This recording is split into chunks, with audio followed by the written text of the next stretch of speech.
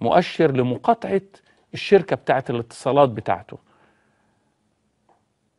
خلونا نقاطع شركته بتاعة الاتصالات عشان نبعت له رسالة نقول له فلوسك اللي جبتها من شعب مصر المسلمين والمسيحيين، شعب مصر المسلم والمسيحي هو اللي هيقطعك.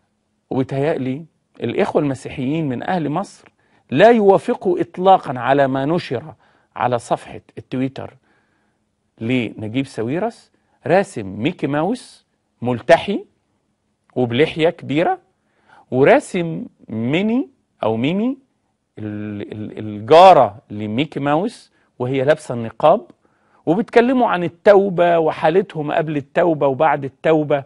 بيتهيألي ده عيب قوي، عيب، وده سوء أدب.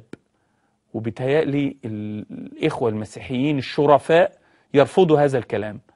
هل يجرؤ نجيب ساويرس أو غيره إن هو يعمل كده مع اليهود؟ أظن مستحيل، وهو عارف كويس قوي إنه هو مش هيجرؤ ومش هيقدر يعمل كده. مش كل واحد هيجي يسيء إلى مشاعرنا وبعد كده يقول أنا آسف. لا، متأسفين، مش هنقبل اعتذارك، مش هنقبل اعتذار نجيب ساويرس. والموضوع ما هواش فتنة طائفية، ده الموضوع سوء أدب من حد مش متخيل بيعمل لي كده. وأول شيء نقطعه عند نجيب ساويرس كرسالة، والحزب بتاعه اللي بيعمله حزب المصريين الأحرار ولا حزب مش عارف المصريين إيه، إذا هم أعضاء الحزب ما حسبوش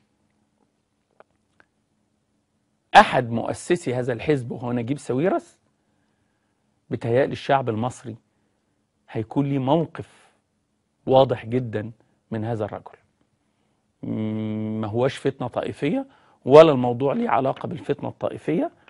ولو أي حد مسلم عمل ورسم اللي رسمه نجيب ساويرس كنا هنعمل معاه نفس الكلام، وكنت هقول نفس الكلام. وبتهيألي جريدة أخبار اليوم ومصطفى حسين وأحمد رجب مسلمين ونقر بإسلامهم، ولما أساءوا إلى مشاعرنا أو إلى مشاعر بعض المصريين المسلمين اتكلمنا معاهم وحاسبناهم وبعتنا لهم رسالة.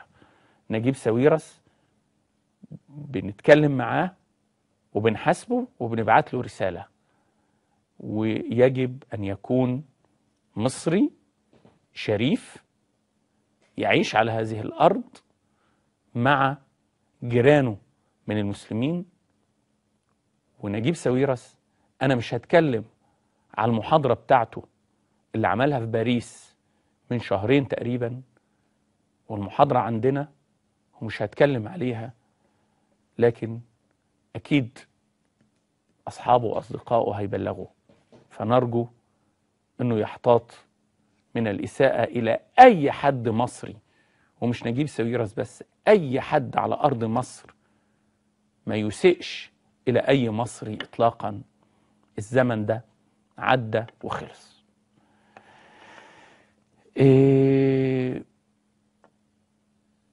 احنا في مصر دلوقتي الدعوة يوم، يعني برضو من ضمن الحاجات اللي هنتكلم عليها، يوم الجمعة